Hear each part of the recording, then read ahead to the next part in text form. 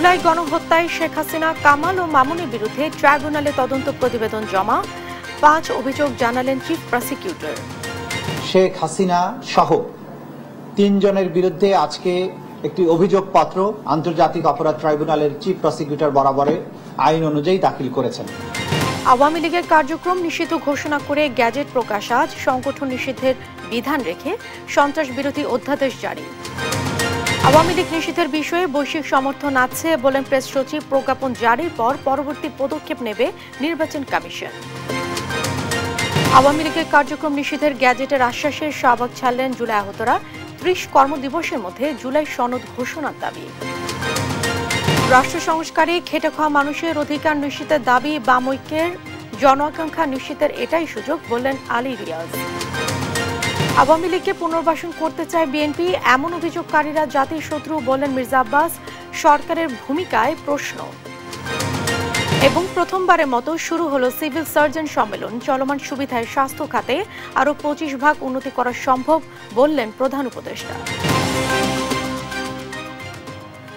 দেখছিলেন শিরোনাম সংবাদ দুপুরের সঙ্গে আছি আমি জেসিকা বেদিন। এবারে বিস্তারিত সংবাদ।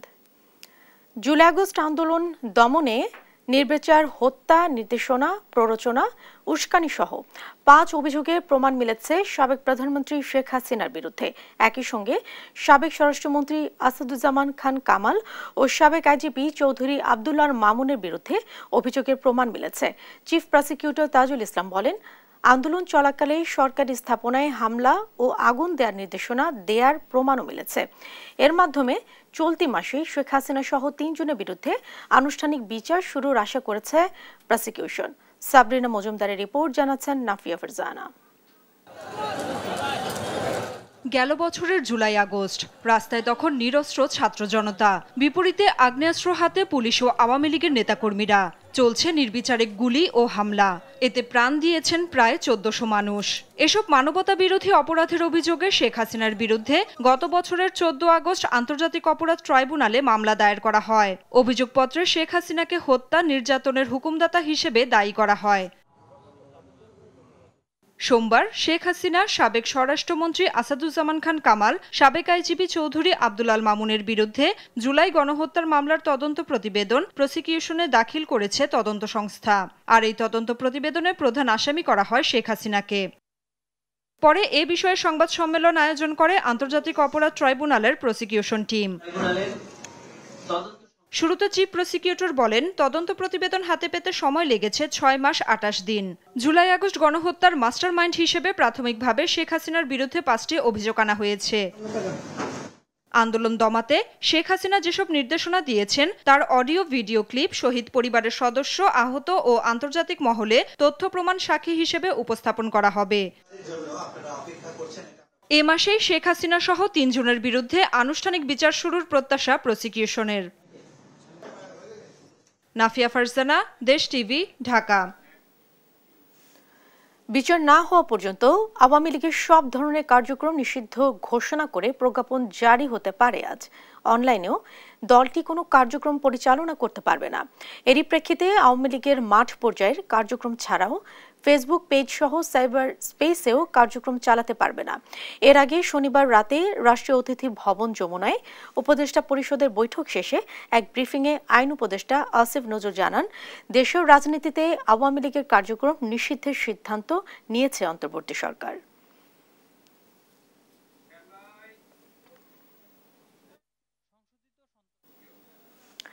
সন্ত্রাসী কার্যক্রমে জড়িত ব্যক্তি বা সংগঠনের যাবতীয় কার্যক্রম নিষিদ্ধ করার বিধান যুক্ত করে সন্ত্রাস বিরোধী অধ্যাদেশ 2025-এর গ্যাজেট প্রকাশ করছে সরকার। রাতেই গ্যাজেট প্রকাশ করা হয়। এর আগে গতকাল রোববার রাষ্ট্রীয় অতিথি ভবন যমুনায় প্রধান উপদেষ্টা ডক্টর মোহাম্মদ ইউনূসের সভাপতিত্বে উপদেষ্টা পরিষদের বৈঠক হয়। সভায় সন্ত্রাস বিরোধী আইন 2009-এ কোনো সত্তার কার্যক্রম নিষিদ্ধের কোনো বিধান না থাকায় সন্ত্রাসী কার্যক্রমে জড়িত এমন ব্যক্তি বা সত্তা এবং তাদের কর্মকাণ্ড নিষিদ্ধের বিধান যুক্ত করে সংশোধিত সন্ত্রাস বিরোধী অধ্যাদেশ 2025-এর খসড়ায় নীতিগত ও চূড়ান্ত অনুমোদন দেয়া হয়।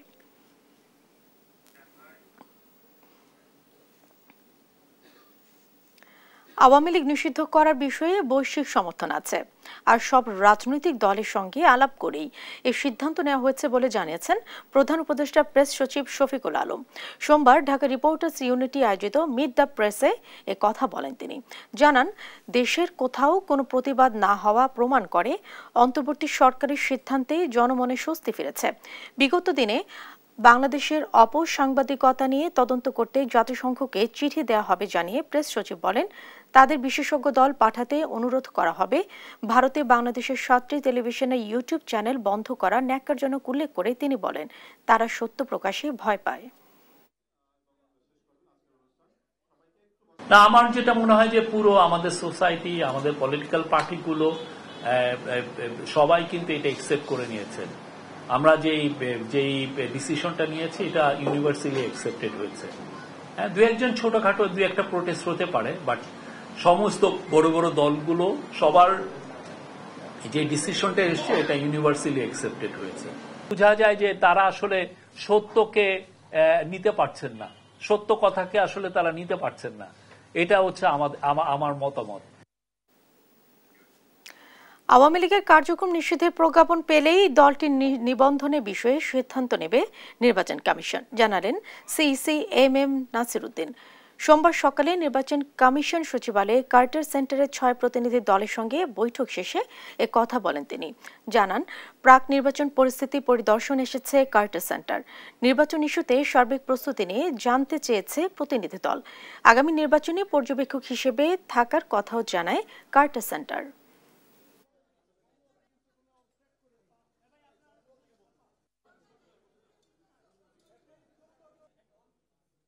সেটা আমরা বসে সিদ্ধান্ত নিব, কোনো অসুবিধা নেই। আপনার প্রজ্ঞাপনটা আসতে দেন না।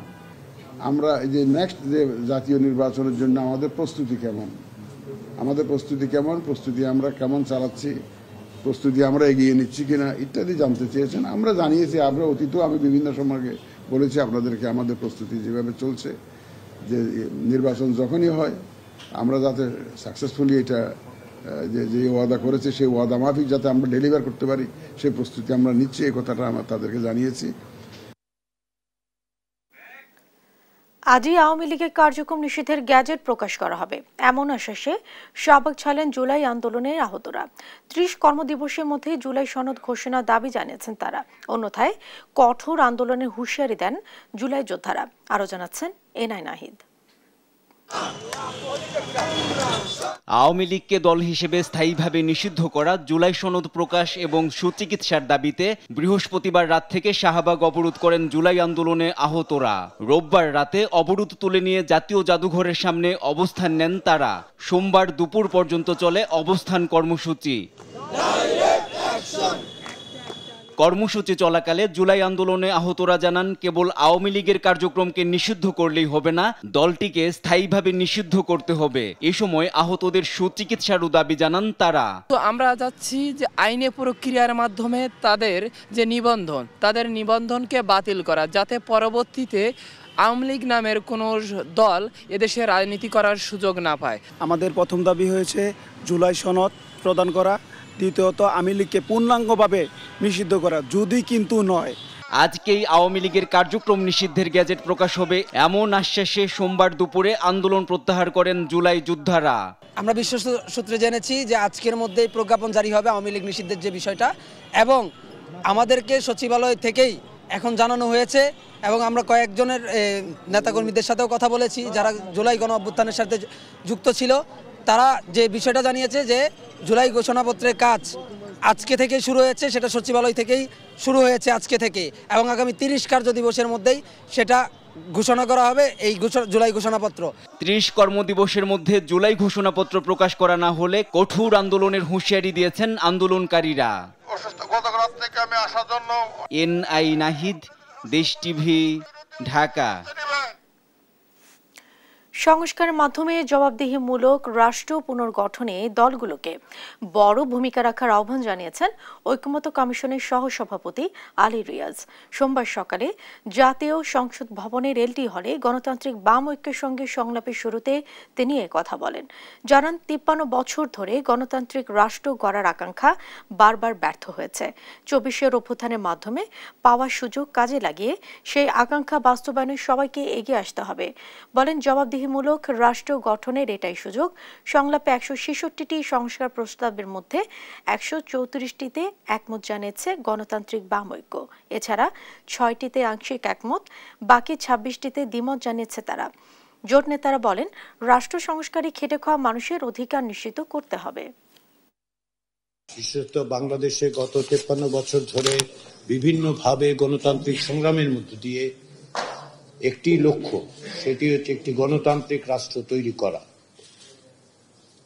মানুষের সেই আকাঙ্ক্ষা যেহেতু পূরিত হয়নি, যেহেতু বারবার ব্যত্যয় ঘটেছে, ফলে জাতীয় ঐকমত্য কমিশনের চেষ্টা যেমন ঐকমত্য প্রতিষ্ঠা, তেমনি বাংলাদেশের রাজনৈতিক দলগুলোর, জোটগুলোর, শক্তিগুলোর, নাগরিক সমাজের দায়িত্ব হচ্ছে, আমাদের সকলের দায়িত্ব হচ্ছে এই সংগ্রামের ধারাবাহিকতা অক্ষুণ্ণ রাখা।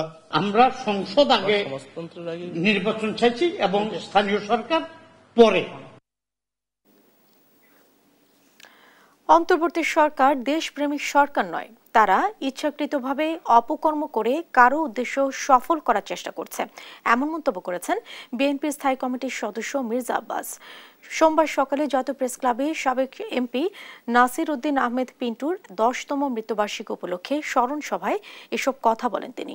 বলেন দেশে সন্দেহভাজন বিদেশিদের আগমন ঘটছে, আর সেন্ট মার্টিন ও মানবিক করিডোর নিয়ে কোনো জামায়াত ইসলামী ও এনসিপি কথা বলেন না, সেই প্রশ্ন তোলেন মির্জা আব্বাস। তিনি আরো বলেন আওয়ামী লীগকে পুনর্বাসন করতে চায় বিএনপি, এমন বদনাম যারা ছড়ায় তারা দেশ ও জাতির শত্রু।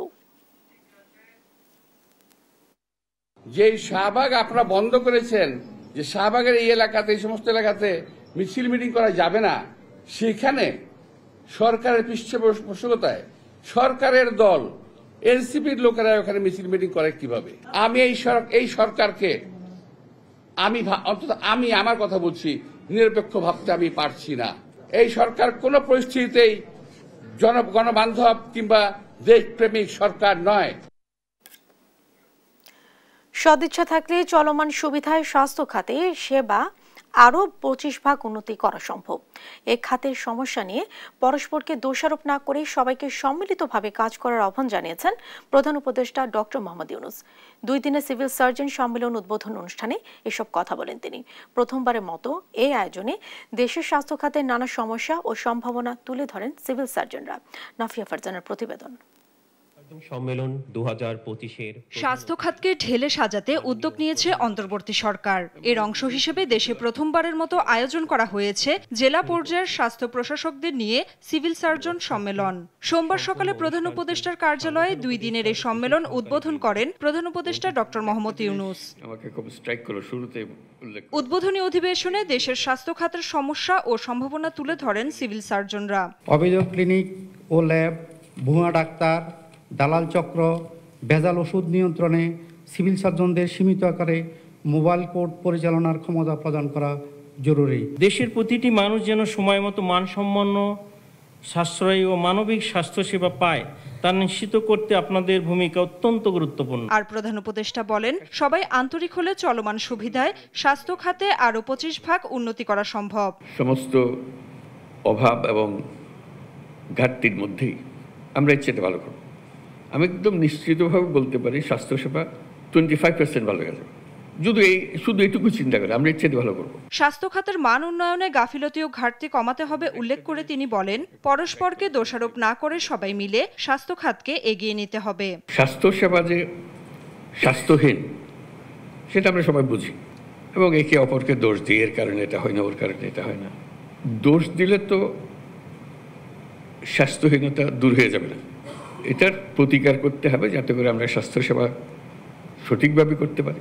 জনবল ও যন্ত্রপাতি সহ সমস্যা সমাধানে কাজ চলছে জানিয়ে প্রধান উপদেষ্টা বলেন সীমাবদ্ধতার দোহাই না দিয়ে যা আছে তা নিয়েই সেবা চালিয়ে যেতে হবে। নাফিয়া ফারজানা, দেশ টিভি, ঢাকা। দেখছেন সংবাদ দুপুর।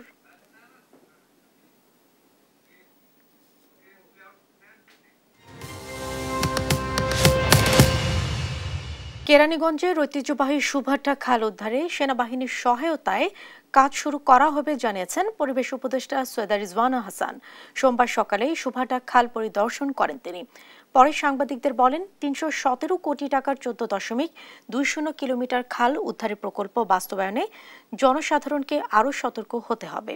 জানান আসন্ন বর্ষা মৌসুমে শহরে জলাবদ্ধতা নিরসনে ড্রেনেজ ব্যবস্থা নিয়ে কাজ শুরু করেছে ২ সিটি কর্পোরেশন।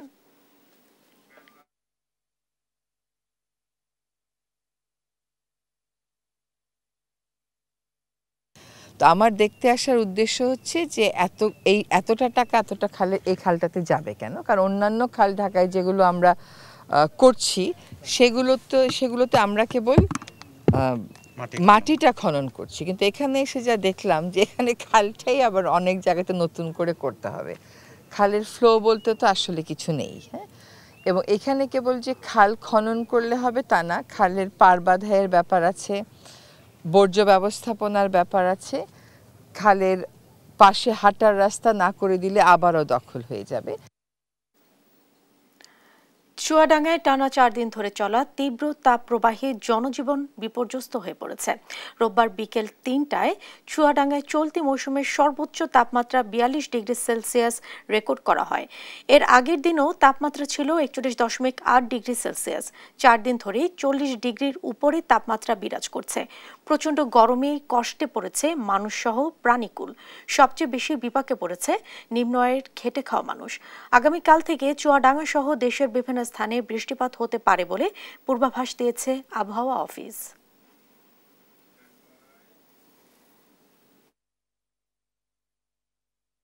খুব কষ্ট হচ্ছে, অতিরিক্ত তাপমাত্রা, মানুষের ধান গুছিয়ে গিয়েছে। যেমন গরম পড়ছে সেমন হিট, তারপর তো কাজ করা তো বুঝতে পারছেন, মানুষের তো খুব কষ্ট আছে, রোজ জাতি পাচ্ছে না, পানি হচ্ছে না। আজ বিশ্ব নার্স দিবস। এই বছরে দিবসটিতে নার্সদের স্বাস্থ্য ও কল্যাণের উপর গুরুত্ব দেওয়া হয়েছে। বলা হচ্ছে নার্সরা সুরক্ষিত থাকলে, তাদের স্বাস্থ্য ঠিক থাকলে অর্থনীতি শক্তিশালী হবে। স্বাস্থ্য খাত সংস্কার কমিশন বলছে জনসংখ্যার বিবেচনায় দেশে এখন ৩,১০,৫০০ নার্স থাকা দরকার, কিন্তু দেশে নার্স রয়েছেন প্রায় ৫৬,০০০, যা প্রয়োজনের চেয়ে প্রায় ৮২% কম। সংশ্লিষ্ট ব্যক্তিরা বলছেন দেশের চিকিৎসা সেবার মান সন্তোষজনক না হওয়ায় অন্যতম একটি কারণ নার্স সংকট। সম্মানজনক পেশা হিসেবে নার্সিংকে এখনও আকর্ষণীয় করে তোলা হয়নি বলে স্বাস্থ্য সেবায় পিছিয়ে আছে বাংলাদেশ।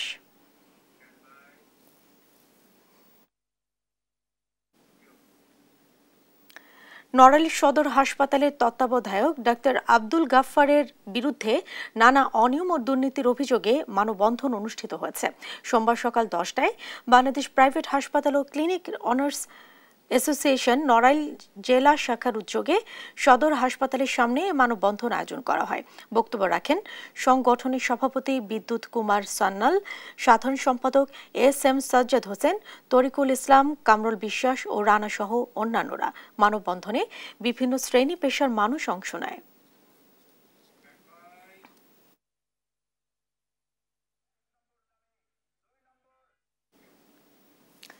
চিকিৎসা মৌলিক অধিকার হলেও লালমনিরহাটের দুর্গম চরাঞ্চলের বাসিন্দাদের কাছে তা এখনো অধরা। হরিণ চওড়া মাছের চর ও চরখাটামারির মতো এলাকায় নেই ক্লিনিক বা ওষুধের দোকান। নির্বাচনের সময় নানা প্রতিশ্রুতি দিলেও পাল্টায়নি পরিস্থিতি। সহকর্মী জামাল বাদশার পাঠানো তথ্য ছবিতে আরও জানাচ্ছেন অঙ্কন চৌধুরী। লালমনিরহাটের তিস্তা, ধরাল নদীর চরগুলোতে বসবাসকারী মানুষের জন্য স্বাস্থ্যসেবা যেন এক দুর্লভ সুবিধা। হরিণচওড়া, মাঝের চর ও চরখাটামারির মতোই নেই কোনো স্বাস্থ্যকেন্দ্র। অসুস্থ হলে রোগীকে হেঁটে বা নৌকায় দীর্ঘপথ পাড়ি দিয়ে লালমনিরহাট বা রংপুরে নিতে হয়, যা অনেক সময় প্রাণঘাতী হয়ে ওঠে, বিশেষ করে প্রসূতি নারী ও শিশুদের জন্য। এসব চরের দিন শুরু হয় আশা নিয়ে, কিন্তু সন্ধ্যা নামে শঙ্কায়। যদি কেউ অসুস্থ হয়ে পড়ে, এখানে যারা থাকে তাদের অন্য কোথাও যাওয়ার কোনো বুদ্ধি নেই, কারণ এরা যুদ্ধ করে থাকে। এখানে স্বাস্থ্য ব্যবস্থার কোনো ইয়ে নেই, ক্লিনিক নেই, হসপিটাল নেই বা কোনো ডাক্তার নেই। এখানকার মানুষজন অনেক ভোগান্তির মধ্যে রয়েছে। যে মানুষগুলা অসুস্থ হয়ে পড়ে থাকে তা সুন্দর করিয়া বা চেষ্টা করিয়া ওই নদী পার করে নিয়ে যায়। তাছাড়া এখানে ডাক্তার বা ক্লিনিক এখানে নাই। তিস্তার অন্যান্য চরগুলোতেও স্বাস্থ্যসেবার অবস্থা করুণ। কোথাও কোথাও কমিউনিটি ক্লিনিক থাকলেও জনবল ও ঔষধের সংকট রয়েছে। বর্ষায় যোগাযোগ বিচ্ছিন্ন হয়ে স্বাস্থ্যসেবা প্রায় অচল হয়ে পড়ে। নির্বাচনের সময় নানা প্রতিশ্রুতি দিলেও ভোট শেষে চরবাসীকে আবারও অবহেলার অন্ধকারে পড়তে হয়। এখানে তো কোনো যোগাযোগ ব্যবস্থা নাই, ক্লিনিক এখানে নাই। বহু প্রলোভন দেয়, বহু প্রতিশ্রুতি দেয়, তা কাজ করে না। ক্লিনিক দেবে, স্বাস্থ্যসেবা দেবে, ছাত্রের ঘরে সাওয়াদের ঘরে ক্লিনিক সেবা দেবে, এই ধরনের প্রলোভন বহু দিবেন, কিন্তু কাজ করে না।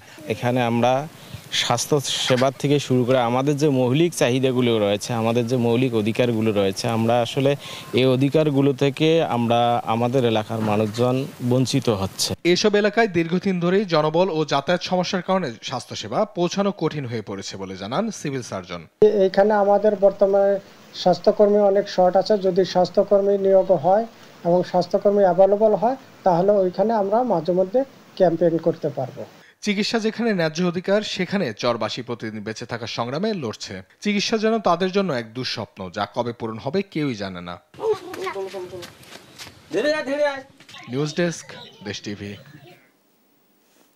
জয়পুরহাটের পাঁচবিবিতে এসআই আলমগীর কবির ছুরিকাঘাতে আহত হয়েছেন। রোববার বিকেলে বালিঘাটা পাটাবুকা গ্রামে তিনি এক পারিবারিক বিরোধের মেটাতে গিয়ে পেছন থেকে ছুরিকাঘাতের শিকার হন। এতে তার ডান হাত ও পায়ে আঘাত লাগে। পরবর্তীতে তাকে জয়পুরহাট জেনারেল হাসপাতালে ভর্তি করা হয়। চিকিৎসকরা জানান তিনি এখন শঙ্কামুক্ত। পুলিশ জানিয়েছে অভিযুক্ত ব্যক্তি মাদকাসক্ত, তাকে গ্রেফতারে অভিযান চলছে।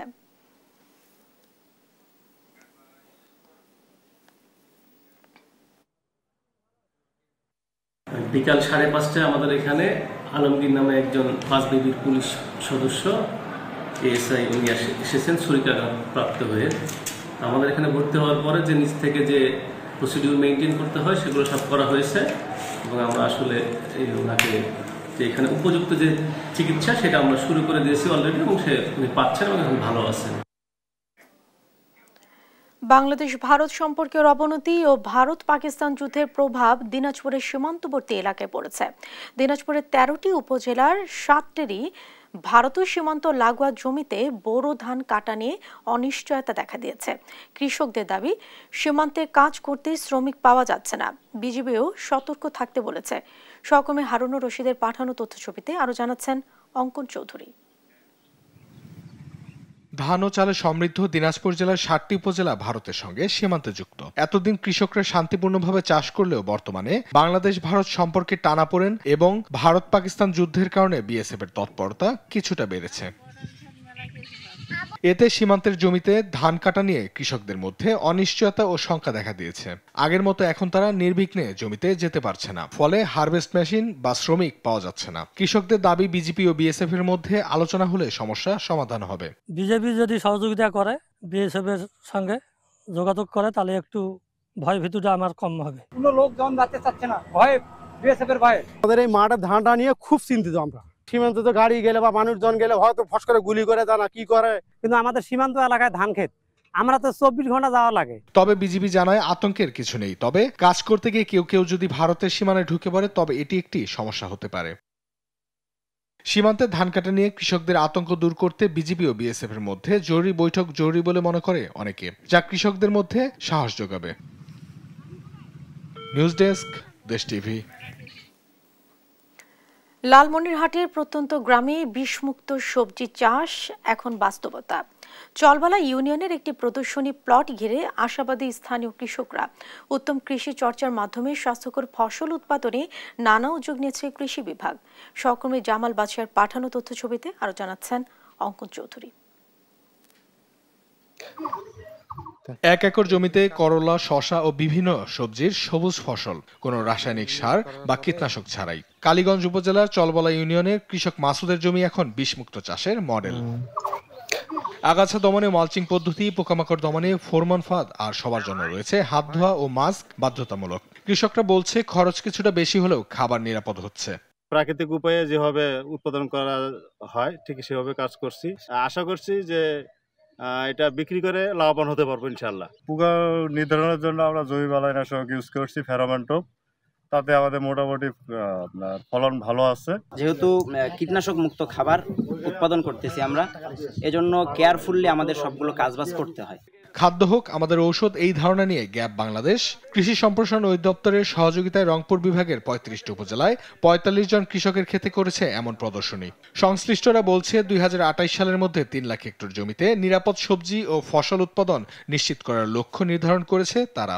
২০২৮ সালের মধ্যে ৩ লক্ষ হেক্টর জমিতে মেডিসিন উৎপাদনের 10টি ফল এবং 10টি সবজি এবং 5টি ফলের এই মেডিসিনগুলো উৎপাদিত হবে। আর কৃষি বিভাগ বলছে উত্তম কৃষি চর্চায় উৎপাদিত সবজি পরিবেশ বান্ধব ও জনস্বাস্থ্যের জন্য পুরোপুরি নিরাপদ। নিঃসন্দেহে এটা আমাদের পরিবেশ বান্ধব, জনস্বাস্থ্যের জন্য একবারে ঝুঁকিহীন উত্তম একটা আমাদের প্রদর্শনী।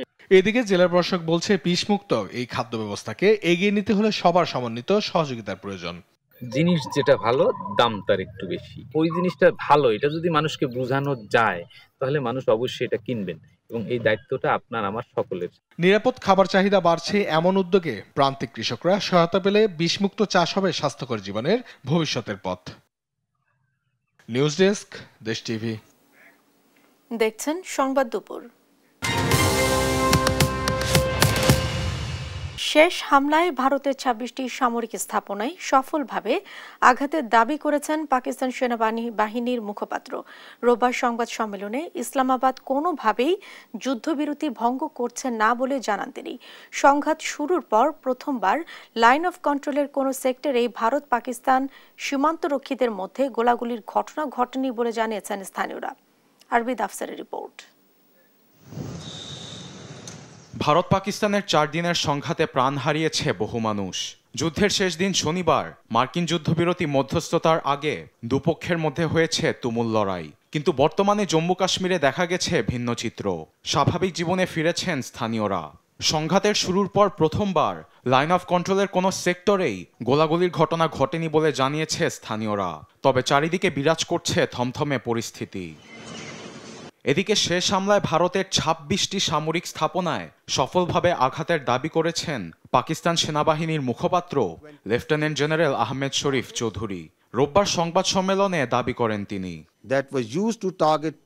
পাকিস্তানের জঙ্গিবাদ বেসামরিক নাগরিকদের উপর হামলার পাশাপাশি জম্মু ও আজাদ কাশ্মীরে অস্থিতিশীল পরিস্থিতি তৈরিতে যারা দায়ী ছিল তাদের ২৬টি সামরিক স্থাপনায় সফলভাবে হামলা চালানো হয়েছে। সুরতগড়ের বিমান ঘাঁটি, শীর্ষা, ভান্ডিটা, শ্রীনগর, জম্মু সহ অনেক স্থানে ঘাঁটি ধ্বংস করা হয়েছে।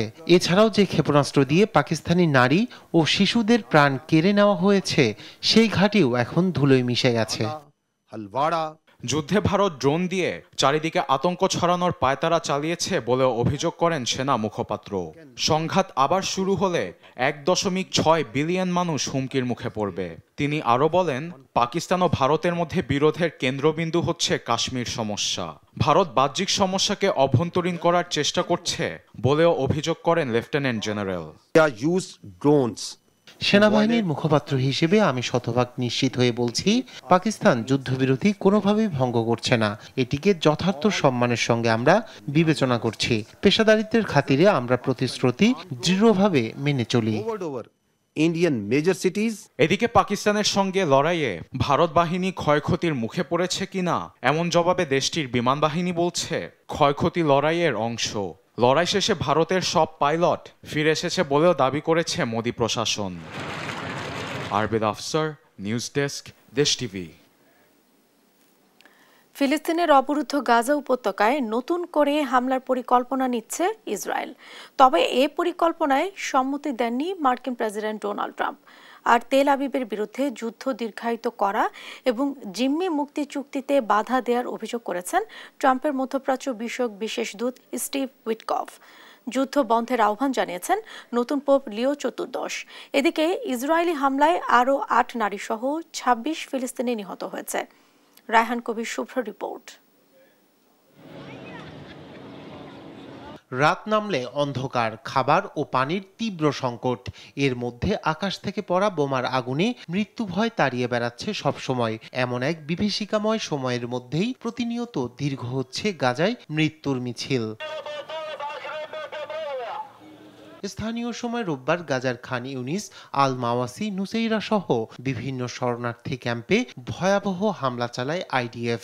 শক্তিশালী বোমার আঘাতে ধ্বংসপ্রাপ্ত হয়েছে গাজার অনেক আবাসিক এলাকা। এতে হতাহত হয়েছেন বহু মানুষ, যার মধ্যে রয়েছেন অনেক নারী ও শিশু। হঠাৎ একটা রকেট এসে সব কেড়ে নিল। এটা একজন বা দুজন শহীদের কথা নয়, আমার পুরো পরিবার শহীদ হয়েছে। আমার হৃদয় ভেঙে চৌচির, তবে তাদের শাহাদাতের জন্য অভিনন্দন জানাই। আমি ঈশ্বরের কাছে ধৈর্য কামনা করি। আমি ঈশ্বরের কাছে প্রার্থনা করি যেন তিনি আমাদের বিজয় দেন এবং শিশুদের অধিকার পুনরুদ্ধার করেন। এই ভয়াবহতার মধ্যেই গাজা উপত্যকায় নতুন করে বড় ধরনের হামলার পরিকল্পনা নিচ্ছে দখলদার ইসরায়েল। এর অংশ হিসেবে হাজার হাজার রিজার্ভ সেনা জড়ো করছে তারা। তবে ইসরায়েলের এই পরিকল্পনায় সম্মতি দেননি মার্কিন প্রেসিডেন্ট ডোনাল্ড ট্রাম্প। আর ইসরায়েল গাজা যুদ্ধ ইচ্ছাকৃতভাবে দীর্ঘায়িত করছে বলে অভিযোগ করেছেন ট্রাম্পের মধ্যপ্রাচ্য বিষয়ক বিশেষ দূত স্টিভ উইটকফ। আমরা চাই বাসিন্দা ফিরে আসুক, কিন্তু ইসরায়েল এখনো যুদ্ধ থামাতে প্রস্তুত নয়। ইসরায়েল সরকার যুদ্ধ দীর্ঘায়িত করছে, অথচ বাস্তবে তার কোনো অগ্রগতির সম্ভাবনা দেখা যাচ্ছে না। তবে এখনো একটি সুযোগ রয়েছে এবং সর্বোচ্চ চেষ্টা করছে বন্দীদের ফিরিয়ে আনতে। গাজায় যুদ্ধবিরতি প্রচেষ্টার অংশ হিসেবে সর্বশেষ মার্কিন ইসরায়েলি জিম্মি ইদান আলেকজান্ডারকে মুক্তি দিচ্ছে হামাস। একে যুদ্ধবিধ্বস্ত অঞ্চলটিতে যুদ্ধবিরতির আলোচনায় ফেরার একটি উৎসাহব্যঞ্জক পদক্ষেপ হিসেবে বর্ণনা করেছে প্রধান মধ্যস্থতাকারী দেশ কাতার ও মিশর। এদিকে ক্যাথলিক চার্চের পোপ হিসেবে দায়িত্ব গ্রহণের পর রোববার দ্বিতীয়বারের মতো জনসম্মুখে উপস্থিত হয়েছেন পোপ লিও চতুর্দশ।